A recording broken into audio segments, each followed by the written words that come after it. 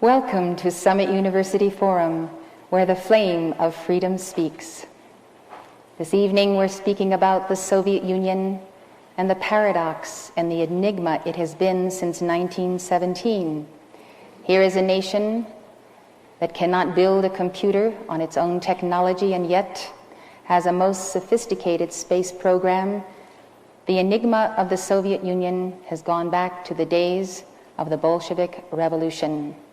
For many, it remains an enigma, but not for our guest this evening, who is Professor Antony C. Sutton.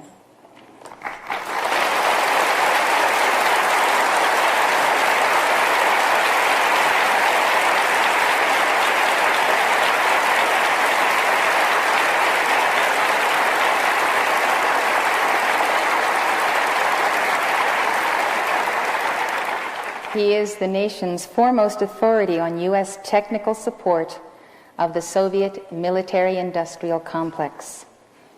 He is the author of a number of books which deal with the Soviet conundrum, including his 3-volume classic, Western Technology and Soviet Economic Development.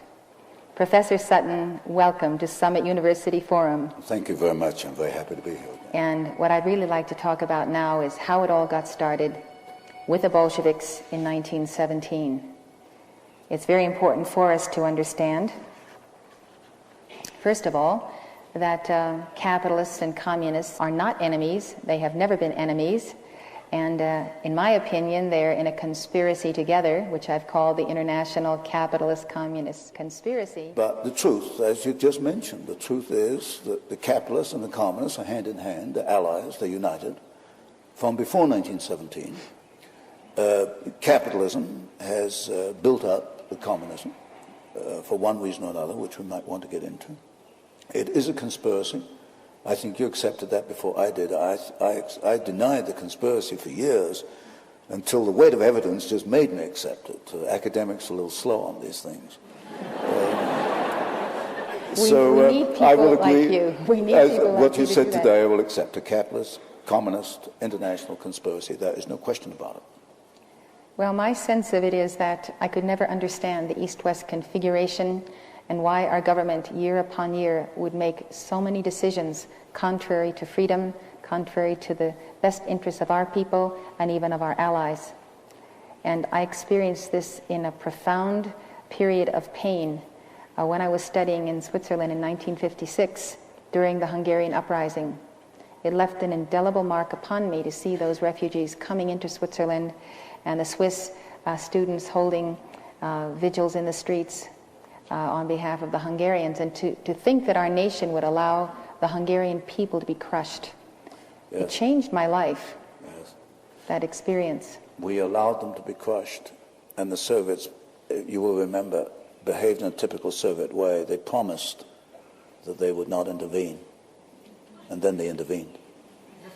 It was a very complex deception that they practiced. Deception total. You've got the same thing in Afghanistan today, where they, yes. With our State Department going along with it, where the Soviets are putting out the feelers they want to withdraw, and our State Department is saying, well, this is acceptable. Deception. Glasnost is another deception, if we can come up to date.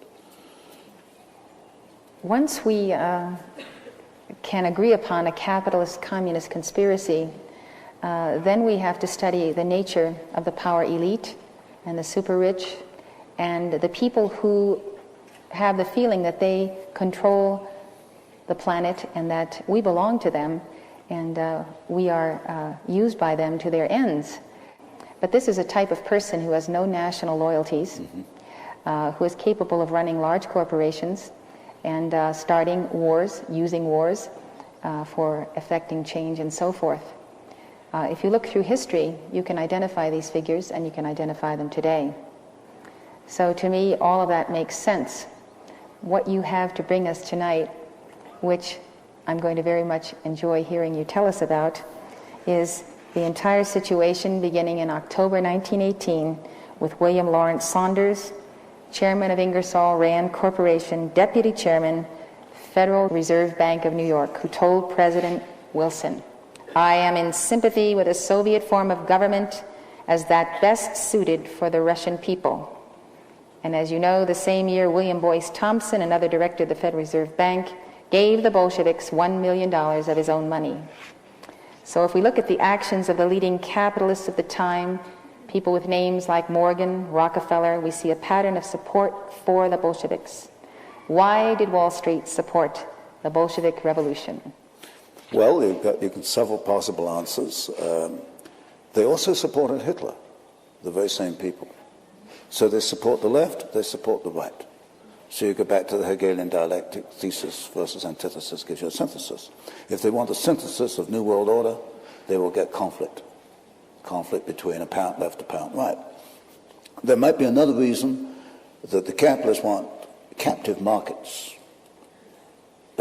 They don't want to see the Soviet Union as another free enterprise, free society. And this is still the freest society in the world, in the United States. So they doom these countries, whether it be the Soviet Union in 1917 or Nicaragua today, they doom these countries to Marxist dictatorship so that they can be controlled from the economic and the political and financial viewpoint through what I see as the coming New World Order, the secular New World Order. So there may be a combination of reasons, and there's a deliberate creation of conflict to bring this about. So you have just made a rather shocking statement, and that statement is that American or international capitalists, as I call them because they don't have any American loyalties, would prefer to have socialist and communist captive states so that they can have captive markets. Yes, these people are not American. They're internationalists, and they're proud of being internationalists in their private conversations.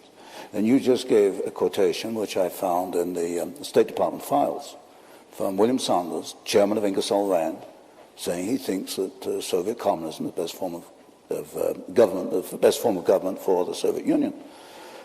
When you talk to these gentlemen, there's no question that they want power. And power in the political sense equates to socialism. Whether you call it National Socialism or Bolshevik socialism doesn't really matter. When you get centralized power, centralized political control, that is what these internationalist gentlemen want. They do not believe, as I've seen them, in the American way, the Constitution of the United States. They don't believe in personal liberty for you and I. And I was talking to a gentleman today who had worked in one of these corporate structures, and he remarked how it was just like a little socialist state where people are numbered, they perform numbered actions. They're little cogs in the wheel. That is what these gentlemen want. I don't see that as the strength and the beauty of this country. That's why I've spent 20, 30 years writing against them.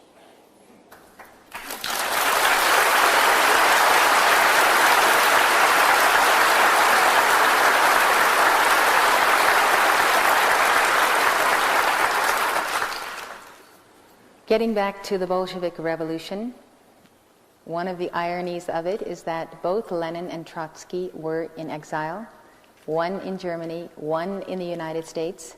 Tell us about who helped them get where they were going to make sure that revolution was pulled off. Well, let me summarize about 4 chapters into 4 minutes. Trotsky was in New York. He had no income. I summed his income for the year he was in New York. It was about $600. Yet he lived in an apartment. He had a chauffeured limousine. He had a refrigerator, which was very rare in those days. He left New York and went to Canada on his way to the revolution. He had $10,000 in gold on him. He didn't earn more than $600 in New York. He was financed out of New York. There's no question about that. The British took him off the ship in Halifax, Canada. I got the Canadian archives. They knew who he was. They knew who Trotsky was. They knew he was going to start a revolution in Russia. Instructions from London came to put Trotsky back on the boat with his party and allow them to go forward. So there is no question that Woodrow Wilson, who issued the passport for Trotsky, and the New York financiers who financed Trotsky, and the British Foreign Office allowed Trotsky to perform his part in the revolution. Now, over in Switzerland, you get Lenin, who was in exile. He went through Germany in the famous sealed train by permission and with the encouragement of the German General Staff. And yet Germany and Britain were supposedly fighting each other. And you get them both moving these two key revolutionaries into place inside Russia. And then, of course, the rest is history. They created the revolution. With no more than about 10,000 revolutionaries, they needed assistance from the West, and they got assistance from Germany, from Britain, and from the United States to continue and consolidate the revolution. Just tell us all over again why. Why? Just You tell it won't again. find this in the textbooks. Why is to bring about, I suspect, a plan to control world society in which you and I won't find the freedoms to believe and think and do as we believe. Did these power brokers actually envision at that time a one-world government that would be socialist? Yes. The second statement I made was that they did not want the Soviet Union to develop into another free enterprise society, and that this would offset it. Aiding the revolution would offset this event. That was made as a statement in 1919. You have various books, one by Gillette, the razor blade Gillette, called The City, I think it was, which laid out this corporate socialism for the world to see as early as, 1905, 1910. So around the turn of the century, you begin to see actually written statements by these internationalist businessmen of the kind of socialist empire they wanted to bring about. It's there, but these books, of course, are not included in your courses in political science and history at the regular universities. Well, talk about the Red Cross mission. Red Cross mission to Russia, 1918. About 17 bankers, lawyers, businessmen. Well, yes, it had couple nothing to of do. doctors. There were two doctors, I think. There were two doctors. What was the mission? The mission was financed by William Boyce Thompson, the Chase Manhattan Bank, Federal Reserve System. The Red Cross didn't want to send a mission. The Red Cross said, we don't need a mission to Russia. They already had one in Romania, which was doing a good job. But William Boyce Thompson wanted this mission, and he put the money up. He financed it. And if you look, I printed a list of the people on the mission, and there were mostly bankers and lawyers, Wall Street lawyers, and people in and around the Wall Street establishment. The function or the purpose of this mission was to be in place to assist the Bolshevik Revolution. The Red Cross mission to Russia was a cover vehicle. It enabled these Wall Street elitists, these Wall Street manipulators to be there in place, and then I traced a cable $1 million from the Morgan Company in New York to Petrograd. I forget to which bank, but it came from William Boyce Thompson, and which financed the revolution. And then they put pressure back in the State Department in Washington to actually send arms to the revolution, which went forward in 1918. And then I found in the State Department files an extraordinary telegram in which Trotsky appealed to the State Department to send American army instructors to train the new Soviet army. And I think I reprinted that in one of my earlier books. So, briefly, the Red Cross mission was a cover vehicle to enable Wall Street to be there in place to guide and manipulate the ongoing Bolshevik Revolution. And what was the response of the State Department? Oh, yes, they were quite willing to send U.S. army instructors. Do you know to I what don't know if they extent? went forward. I know the arms, I know the rifles went forward. I didn't trace the response to the telegram, except it was approved within the State Department. And I reprinted the telegram. I never did find a response. That's probably taken out the files. Do you know the figure to which Wall Street supported the Bolsheviks? Well, it was $1 million. Just the William Boyce Thompson figure? That figure. But then you've got the other assistants. For example, the whole Siberian episode. See, in 1918, the Bolsheviks really only controlled Moscow and what was then Petrograd, which is now Leningrad. They could not have beaten off the White Russians, the Czechs, who were in Russia at that time, the Japanese, who were anti-Bolshevik. They could not have beaten it off without assistance from the United States and from Britain. And the Siberian Railroad is critical because if you look at that map of Russia, you know, Moscow and Leningrad are stuck at the left end, and you've got that vast expanse of Russia, and the backbone is the Trans-Siberian Railroad. Now, the history books will tell you that American troops went in, they occupied the Trans-Siberian Railroad in order to prevent the Japanese from coming in. Well, this is absolute nonsense. I've never written the book. I hope to get around to it one day. I've got 2 big boxes of files on this. The purpose of the American army in Siberia was to hold the Trans-Siberian Railroad until the Bolsheviks were strong enough to take it over. And they did that very effectively. They held off the Japanese. They held them back near Manchuria. They evacuated the Czechs out along the Trans-Siberian Railroad. The French and the British gave up because they said the Americans are helping the Bolsheviks. They evacuated. And in one of these books, I reprinted a little clipping from the New York Times of, I think, 1919. Finally, the Bolsheviks got to Vladivostok, right at the far end of Siberia, near Japan, in which the local commissar addressed the American army and thanked them for aiding the revolution. And that was in the New York Times, and I reprinted it. Now, this is totally contrary to everything you find in the textbooks. The textbooks say we went into Siberia to at least be neutral, and I suppose most people would assume we went in to stop the Bolsheviks. We didn't. We went in to help the Bolsheviks. There's no question about that. But as I say, that's a book I haven't written yet. There's no question that they could not have consolidated their revolution without the capitalists. Absolutely not. Absolutely not. They had too many enemies. Not only outside enemies, the White Russians.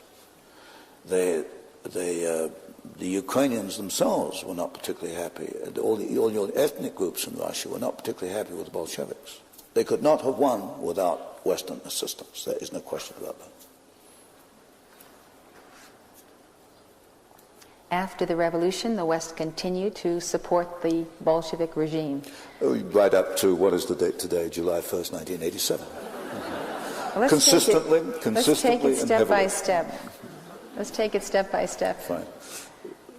Go ahead. Well, the thing is, there's so much material. It's taken me, 6 books just to summarize it. And now I've got to summarize it in 6 minutes. Well, all right, the Bolshevik Revolution, we aided Trotsky and Lenin to get there to start the revolution, we and the Germans. And then we held the Siberian Railroad for them. Then they were starving. The factory, they couldn't operate the factories because the Bolsheviks shot all the managers and the technicians. Either that or they left Russia. The factories were closed down. Russia was starving. By 1922, Lenin himself said the end has come. They had no food.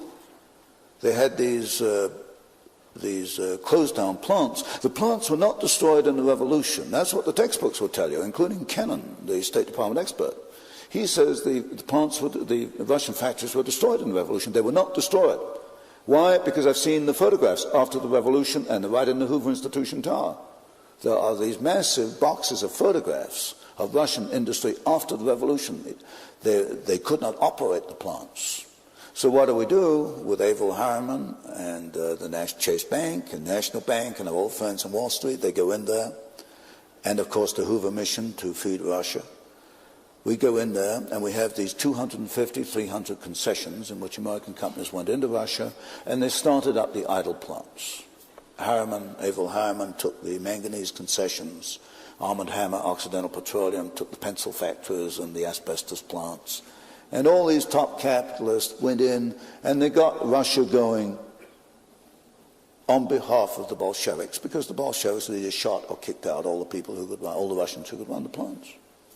Another point, that Tsarist industry was at a very high level.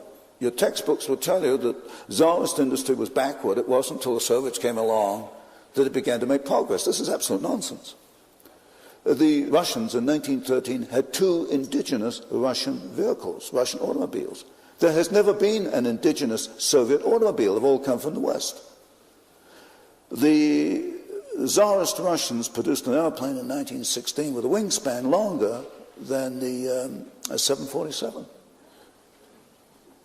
This is not known today. It's just wiped out history.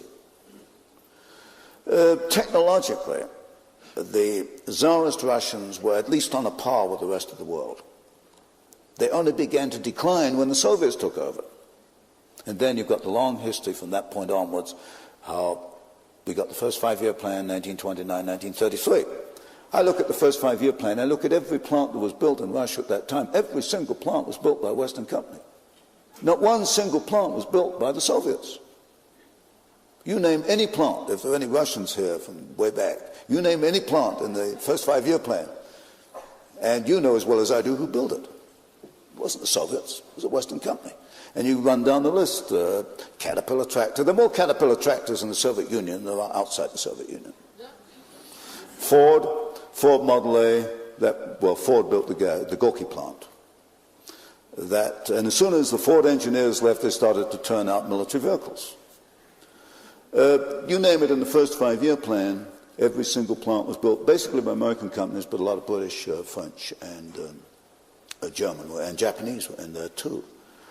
Then the second five-year plan in the 1930s was a duplicate. They tried to copy the first five-year plan with their own resources. They fell flat on their faces, and they had to come back to the Western companies for assistance to duplicate the plants put in the first five-year plan.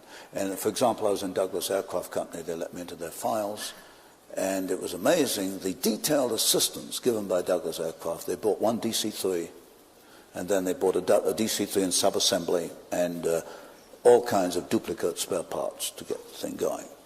And then we've got that story, I don't know how much detail you want, which continues right up to today, July 1, 1987. And you mentioned, I think, this morning, the Toshiba and the Toshiba Japanese plant and the Norwegian company, a government-owned plant, which provided the milling machines which enabled now the Soviet submarines to be 10 times quieter than they were before, and that's going to cost us $4 billion so that we can offset what we have given them. And this stupidity has continued stupidity in my sense. From the viewpoint of a Wall Street capitalist, I guess it's smart business. This has continued for 60 years. And this supposedly by our allies, but this is not the people of Japan and Norway. No. This is, again, the internationalists. It's the internationalists. Toshiba represented on the Trilateral Commission founded by David Rockefeller in 1973. It's your top corporate elitists, your top corporate establishment attorneys, the top politicians. Senator Mansfield once said, you don't get along unless you go along. If you don't go along, you're like me, you're sitting here in Montana in the rain talking. I'm not quite happy about it.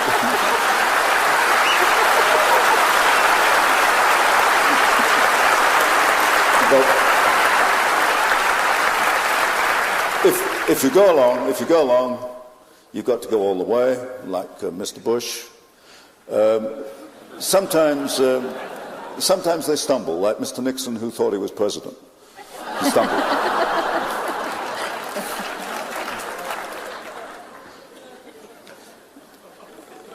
Where did I think I went off track here somewhere. What this brings up is the confidence with which these internationalists can usher in a world communist society. Yes. And that confidence must come of the belief in their own immortality, that they will be exempt from this system when it comes in, and they will continue to function the way they always have. You know, that's a fascinating point. You know, I've gone through so many revolutions. At first I thought they didn't know. I was very quickly pointed out they did know, and for me to keep my mouth shut. And maybe we'll get into that later. I quickly found out they do know what they're doing. Then I thought they were stupid, you know, that when the revolution came, they were going to get shot, and, you know, they'd no longer be Mr. Harriman or Mr. Rockefeller, and they were going to be shot. They seem to be impervious to that way of thinking. They don't seem to be worried. I'm more concerned about their skin than they are. But that didn't make sense. So then I'm left with perhaps they had control mechanisms. Well, perhaps they were going to use technology and debt as control mechanisms. But if they're doing that, they're not being very successful, because it seems to me the Soviets are getting a little out of hand with their global imperialism. And I think the establishment has had to rethink its position on using technology and debt as control mechanisms. But you still come back to the point Why are they continuing to do it? And frankly, I can't answer that. What I do know is that if you face them down and tell them that they're committing suicide, they become very angry. And there's a classic case I had in England before I quit the establishment. This was back in '71. I was at one of these establishment conferences in England. You got the representatives of the various bankers and the large corporations, and there's a gentleman there from Dunlop Holdings, Dunlop, the famous tire company. And I gave a paper on what we'd done to build the Soviet Union. And this gentleman, chairman of Dunlop, stands up and says, well, yes, everything Sutton says is right. There's no question. He says, I know he's right because we've been there and we've done the things he says we have done. But even if it is my own suicide, I'm going to continue to do it. Now that man said that, and I heard him right. So that's another enigma. Apparently some of these men are willing to go ahead even if it is their own suicide. Who is going to say why? Who is going to ask them why? Some of them get very furious when you ask them. They become even threatening. I have a copy of a letter I'm going to reprint in a later book where a lady wrote to this gentleman. The chairman of the board of Mack Trucks, the big Mack vehicles, is now out of business. And the chairman of the board, I think it's Zenon his name was, wrote back to this lady and said he will punch her in the nose if he ever meets her personally. They get quite upset when you point this out to them. But it does not explain the why. Frankly, I don't really know the why. Maybe they know they're going down for the count and they want to just enjoy it all the way. Very short-sighted. They're a strange breed of cat. I frankly, I'll say one thing, whether they're internationalists, whether they're Japanese, British, or American, or German, they all think the same way. They're internationalists. That's about all I can say about them. Well, what does Stalin have to say about how we built his nation for him? Well, Stalin, in 1944, told Harriman, Averell Harriman, who was then U.S. ambassador to Russia, that, he told the truth, for once. He said that 2/3 of Russian plants have been built by, I think he said, American or Western technical assistants. And the other third, he omitted to say the other third were copies of the 2/3. But basically, Stalin was telling the truth. But Averell Harriman reported this back to the State Department, but it didn't seem to worry him very much. He was still in the forefront of transfers long after World War II. What is the level of admission of all of this leadership from the Bolshevik Revolution to the present? Their admission that communism does not work and socialism does not even work. Within the Soviet Union or outside? Either place. Within the Soviet Union, every so often you get what's happening today, the admission. Gorbachev is admitting it doesn't. Everybody knows it doesn't work. Everybody knows it. The Russians know it. I know it. Maybe your liberal media. The Washington Post is a little behind with its investigative journalism. But a socialist system does not work. It just plain doesn't work. Every so often they go through the rituals. Stalin went through it. Lenin first faced it in 1922. Stalin went through it. Khrushchev went through it. They all go through this process. They admit it doesn't work, and then they offer the bait, big contracts, and you get more Western assistance, more subsidies, more loans. We go in and we bail them out and we make it work. Socialism will not work unless there's a free enterprise system on the outside which enables it to work. And you get the same in Nazi Germany, National Socialism. Socialism again.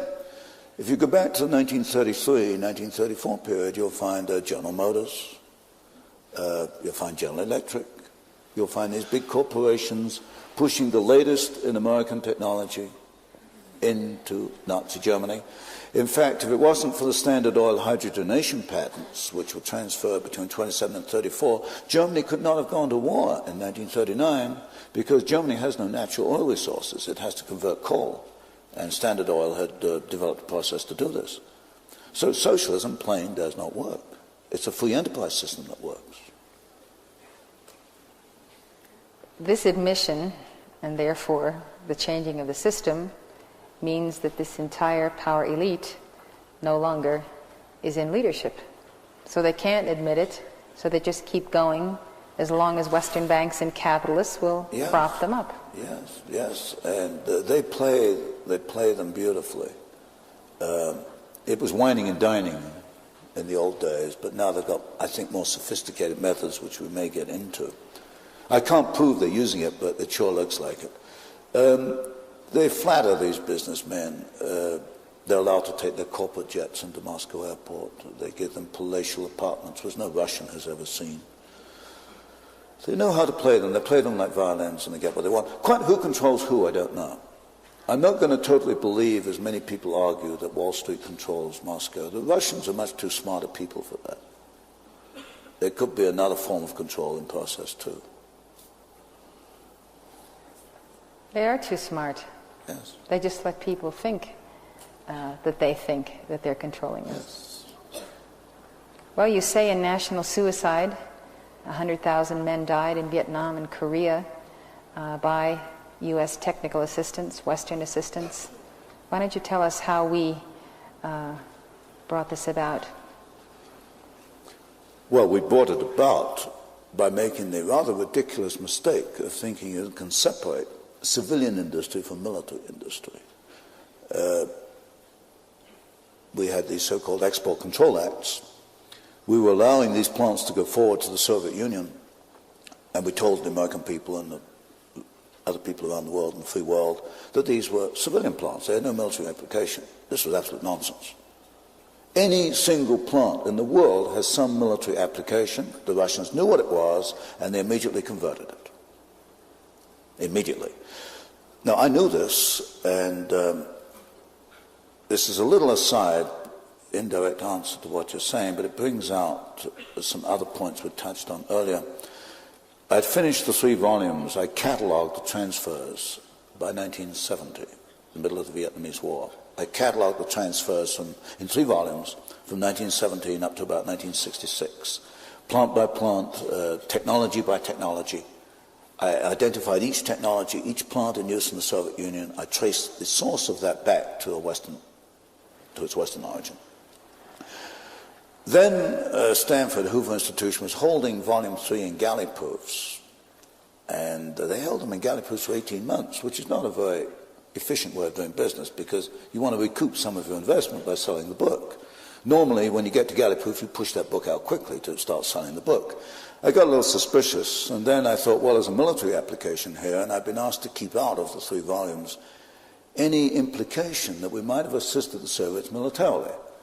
Well, at that time, I was perhaps a little naive, and I didn't have to take out too much, because actually I'd not looked at the military implications at that point. But I got a little suspicious why they were holding Volume 3 in galley proof, so I started to look at the military implications. I wrote National Suicide without telling the Hoover Institution. And because of what was going on in Vietnam, we had men being killed there, and they were being killed with our trucks, with our technology. And it was still going forward. For example, the Gleason Works in New York was sending machine tools into the Gorky plant in Moscow in the middle of the Vietnamese War. Those trucks, those armored cars, were turning up on the Ho Chi Minh Trail.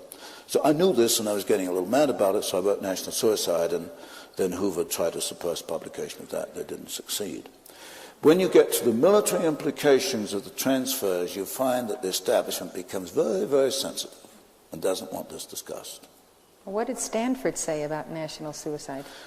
Well, this goes back a little bit to the Republican Convention in 1972, where I'd given a blistering speech. It was morally wrong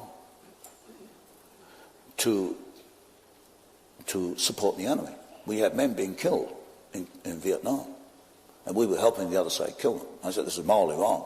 And I remember those senators and congressmen sitting up there with blank faces. Nobody wanted to hear. They took the cameras out.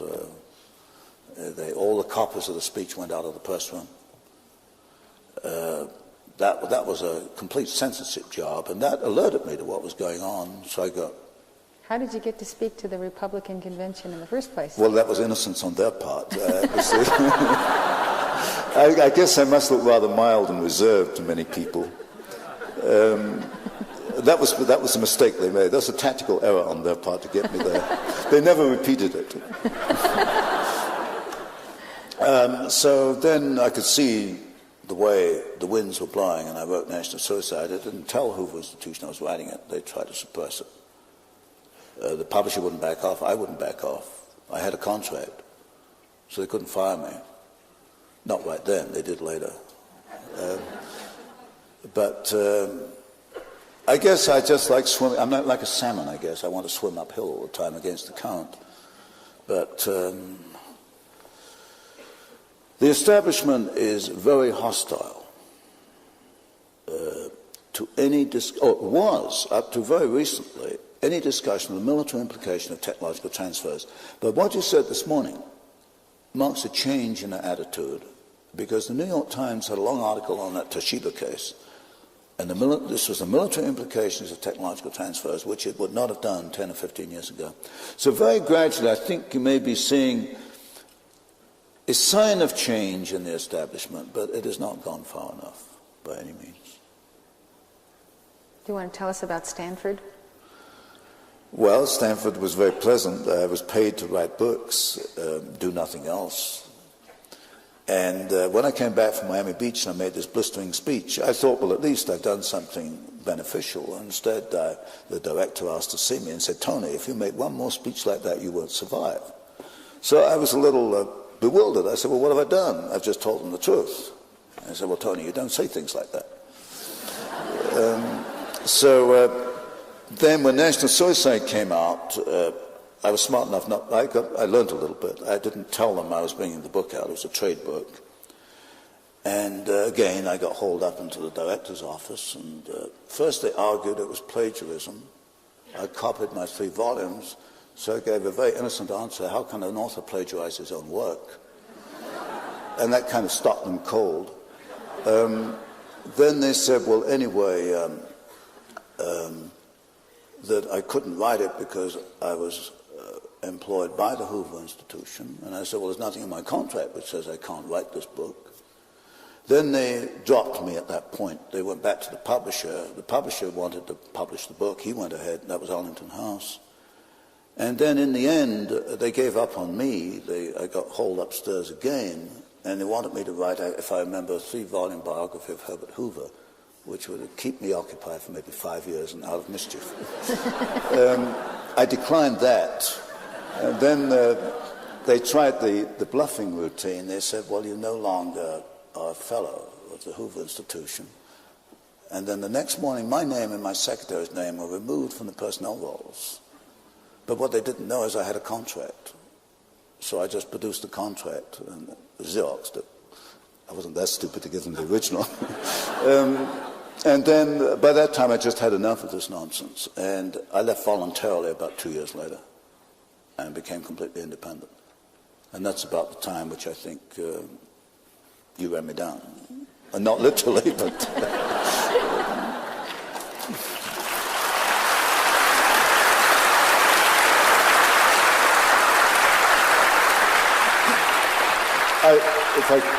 If I could summarize, I think I'm a little stubborn in the search for the truth.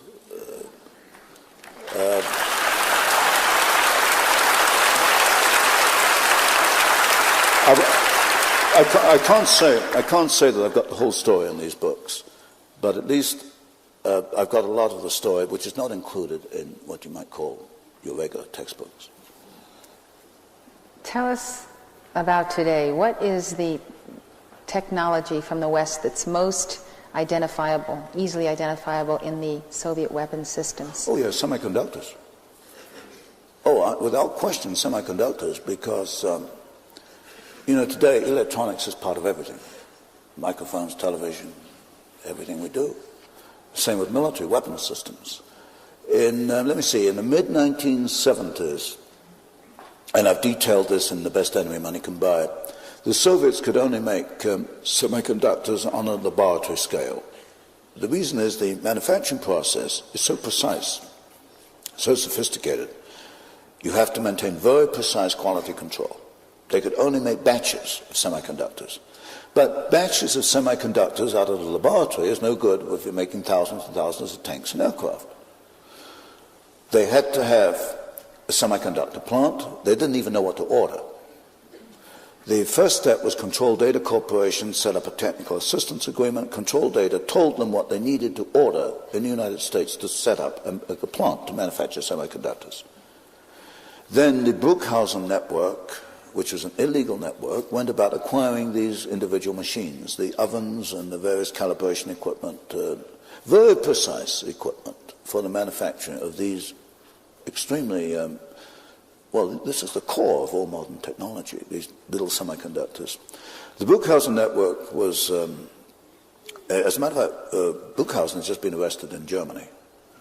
He was allowed to operate for 20 years. Just recently? Very recently. The Bruckhausen network, which was an illegal network, acquired the equipment for the Soviets, and then one by one they acquired the various pieces of equipment that were needed, illegally mostly, and then assembled the semiconductor plant in the Soviet Union. That is the key. Without semiconductors, they'd still be back with the old, you remember the old tubes, radio tubes? The same as Pravda in 1929 said that without Ford Motor Company, they'd stay in the age of the horse and the cart. And they would be. So we brought them into the 20th century, and now we've just pushed them into the 21st century. What about the whole affair of the grinding machines, the ball bearings? The Bryant Chucking Grinder case. Chucking Grinder Company, MIRVing their missiles. Yes, multiple re-entry vehicles. You've got a choice. You can either put one warhead on a rocket, or you can have multiple re-entry, independently targeted warheads, maybe 8 or 10 of them. The Soviets couldn't do that because they couldn't make the extremely precise ball bearings that you need for the guidance systems for these independently targeted warheads. The tolerances, you're talking something like a millionth of an inch tolerance in these little ball bearings. We knew that 98% of these ball bearings produced in the United States go for military end users. There's just no civilian use at all for these things. Made by one company, the Bryant Chucking Grinder Company. In the early 1960s, the Soviets wanted to buy some. Chucking Grinder Company was turned down by Commerce at that time.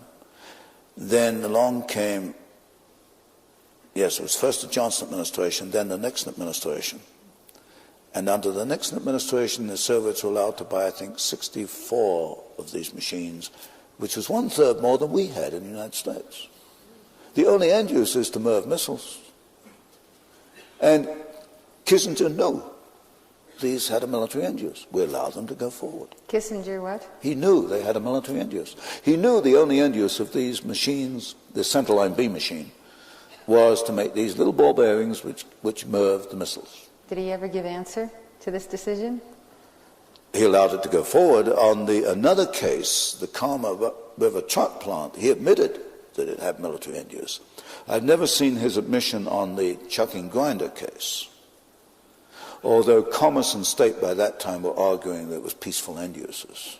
It had been so infiltrated by these people. So they knew it had military end use. It's deliberate. Comes back to the first thing you said about conspiracy.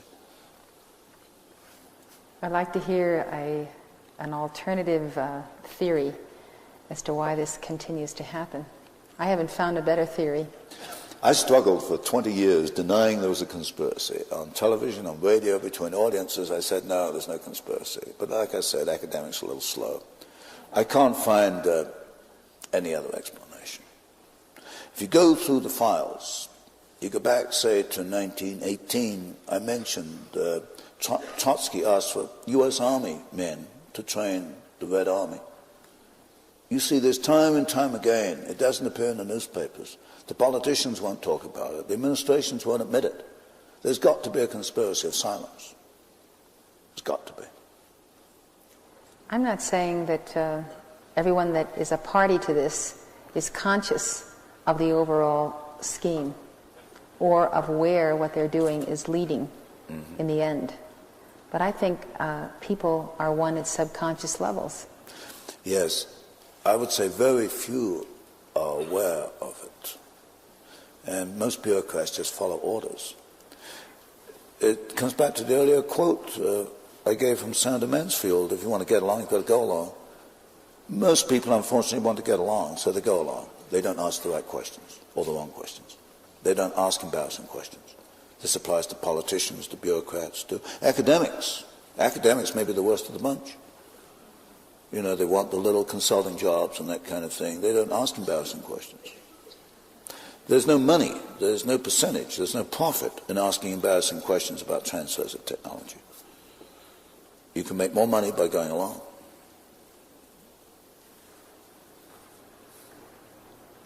It's a sad commentary, but I have to be honest about it. I'd like to talk about the Soviet invasion of Afghanistan, the capture of the city of Kabul, and the tanks that made the 647-mile journey from the Soviet border over that rough terrain and how quickly they moved. Where'd they come from?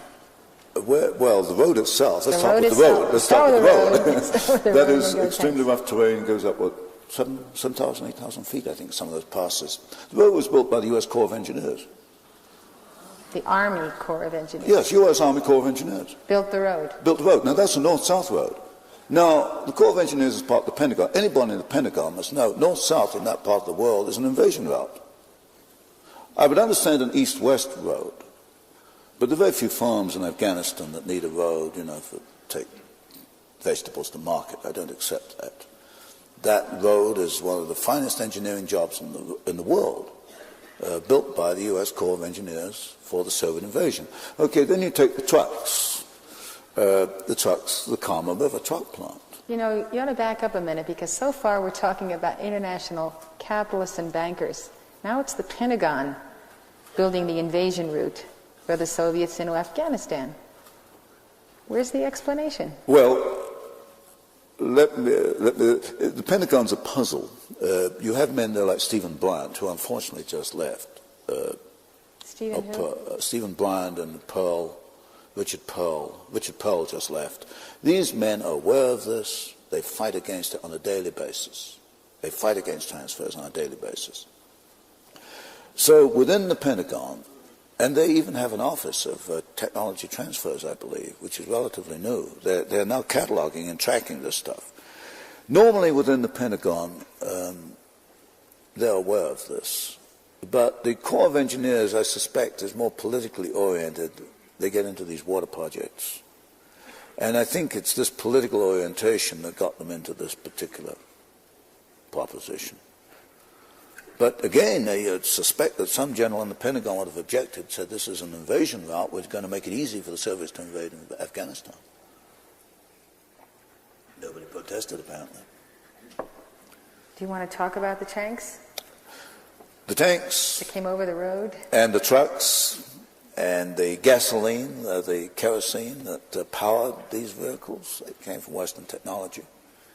Now, I don't have the up-to-date data on all Soviet tanks, but if you take up to, say, the T-55, they were using the Christie suspension. Christie's a good American name. Christie was an American inventor.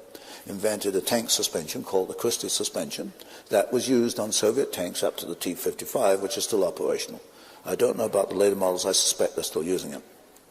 The sights, the gun sights, direct copies of the U.S. gun sights.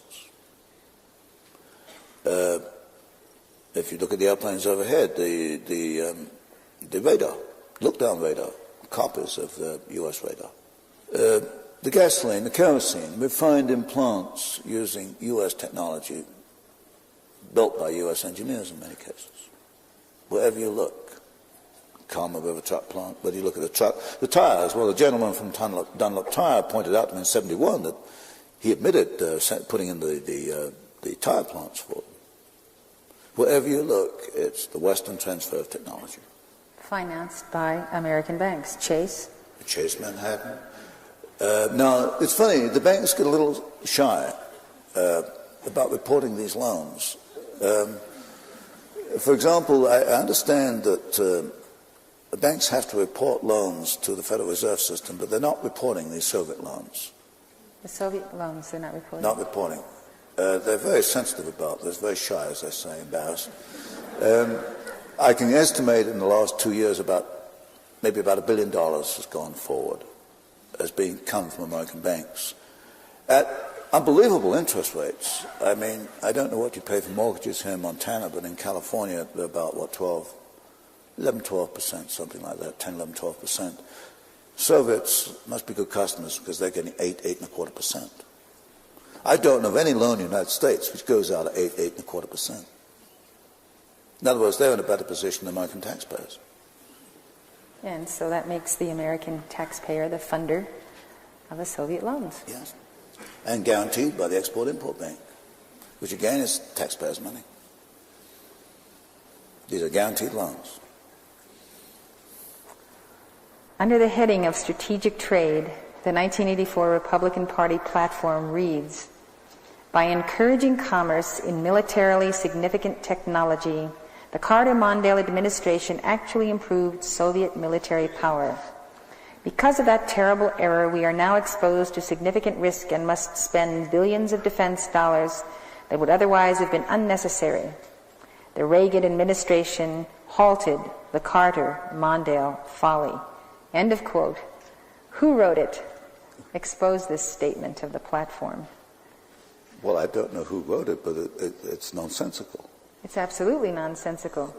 Reagan has done more than anybody else to build up the Soviet Union. So tell us about what Reagan's been doing and why has he been doing it? Well, just the loan example we were talking about, I mentioned just earlier. You've got this operation called USTEC. Here we've got a completely new area to open up.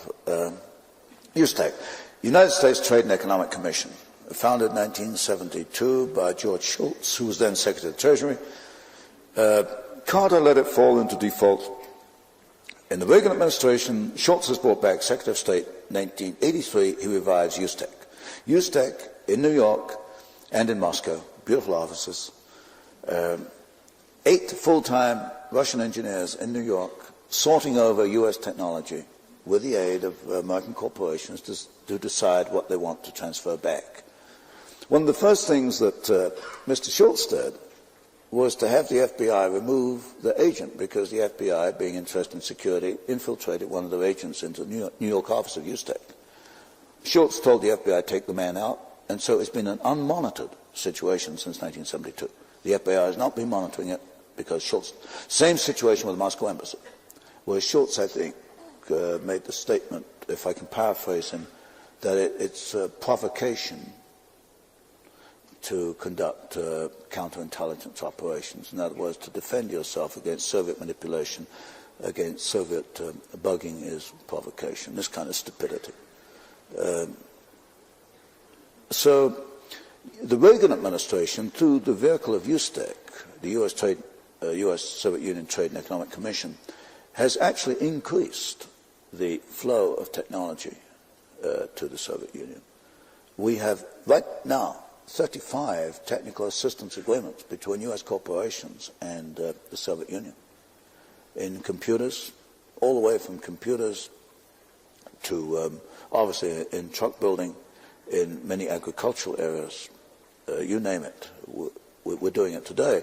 We're back where we were in the 1930s because Soviet industry has got to be brought up to higher technical levels. They cannot do it without Western assistance, and this is still primarily the United States. So I see no difference between Herbert Hoover and Reagan.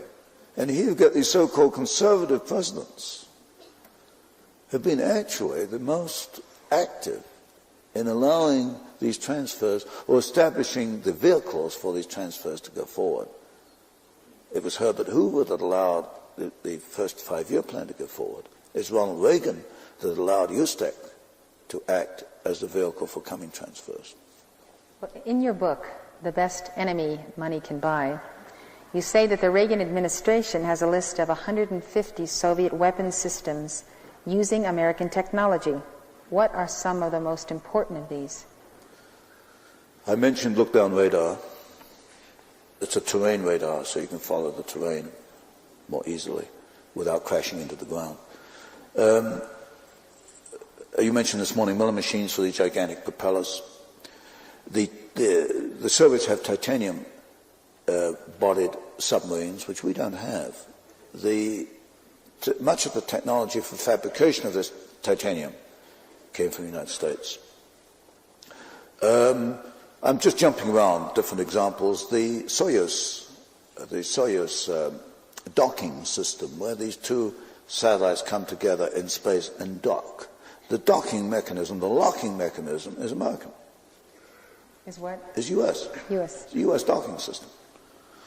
Now, they could explain that on the basis of ever the United States and Russia link up in space, they have to have a common docking mechanism, I presume, which is a little weak argument given the whole history of these transfers. Let me see. Basically, anything to do with advanced engines, developments in internal combustion engines, anything to do with electronics, fundamentally, has come from the West. Computer and semiconductor. Yes. But we're beginning to see a pattern which I've not seen before.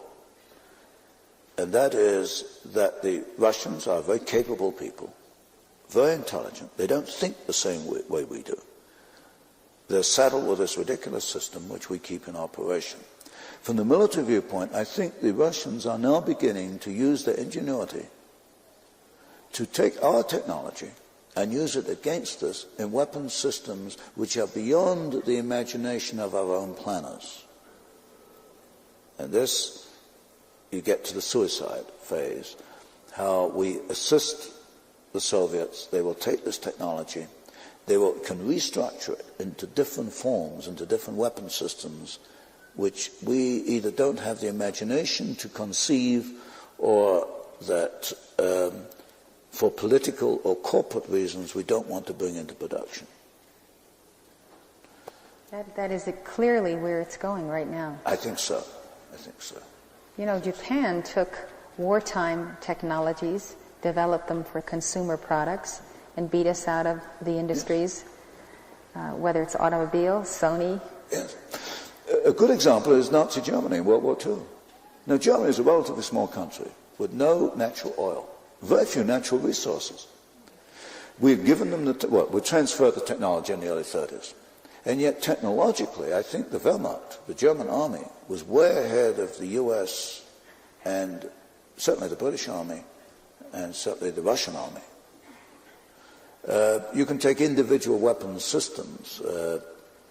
Let me see, if you take, say, these little short weapons, the infantry weapons that aimed at tanks. The US weapon was the bazooka, the British was the Piat, and then the Germans produced the Panzerfaust, I think it was called.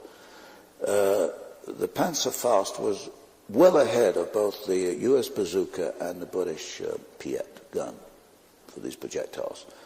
So you can take technology, and I think Nazi Germany proved it, and turn it on its originator in a military way. In other words, we have a precedent for what is happening now with the Soviet Union. Well, they have a greater taste for war, conquest, than our establishment has been able to focus on. So they have a reason to put Yes. hundreds of thousands of researchers into this. Yes, but I'm afraid it's more deadly than that. They have a greater taste for war. They talk about fighting for peace. You know, which is ridiculous, really. How can you fight for peace? Unless you think of it in Marxist terms. But they're more deceptive in their thinking. Americans, I think most Westerners tend to be straightforward. The Russians have the ability to, what I call double think. They can think in contradictory terms at the same time. And this, like Glasnost, for the sixth time, they're going to deceive us. You know, Glasnost openness, and there's no openness. They've let out, 100 prisoners from the Gulag, and there's another 1 million back there. But the Washington Post, God bless, in its innocence, sees these 100, Zakharov and the others, and made these photographs, so we get the deception of Glasnost. We don't think in terms of deception, certainly not in military terms, whereas the Russians automatically think of deception as an art, as a military form. How much is their strategic defense program dependent on the United States? Well, I just mentioned the semiconductor plant. You could not have strategic defense without semiconductors. Not in the slightest. So I'd say... would you say it's totally It's dependent? totally, yes, because what was the saying for the one of a battle? The shoe, without the nail, you couldn't put the shoe on the horse to win the battle. The semiconductor is the nail. Without that nail, you can't put the shoe on the horse. Without the semiconductor, you can't have strategic defense. Totally. Well, let me show you a video clip, and I'd like to ask you to comment on it, of transfer of submarine technology to the USSR, the one by Toshiba and by the Kongsberg Company of Norway. Let's just look at this a minute. Secretary Weinberger tried to determine what to do about the Kongsberg Company, one of Norway's largest defense contractors, and the Toshiba Company of Japan. 4 years ago, they arranged for the illegal transfer to the Soviet Union of high-tech machine tools used to make submarine propellers work more quietly, thus avoiding detection. By misrepresenting the final destination, Kongsberg was able to ship computers to Japan, where Toshiba attached them to milling machines, which were then sent to the Soviet shipyards at Leningrad. Suddenly, U.S. anti-submarine forces noticed their listening devices were having trouble finding Soviet subs. In time of war, this could permit the Russians to play havoc with U.S. efforts to resupply allies like Norway and Japan. This is a severe loss that requires remedial action, and without that remedial action would give the Soviet an advantage they couldn't otherwise have obtained for themselves. To penalize the two companies, the Pentagon first threatened to block their exports to the United States. But then Norway and Japan began criminal investigations of their own, and the Pentagon now appears ready to back down most of the way. Can I make a comment? Please. I think you would not have seen this 15 years ago. So this is a slight change in a sane direction. You've got the Secretary of Defense complaining about a transfer of technology. They're getting worried, and for good reason. For good reason. But it's a little late in the day. Where is it all going to lead? That's difficult to say because of several factors which you can't see very clearly. I don't know how far this trend of Caspar Weinberger is going to continue. For example, Schultz is still arguing for transfers.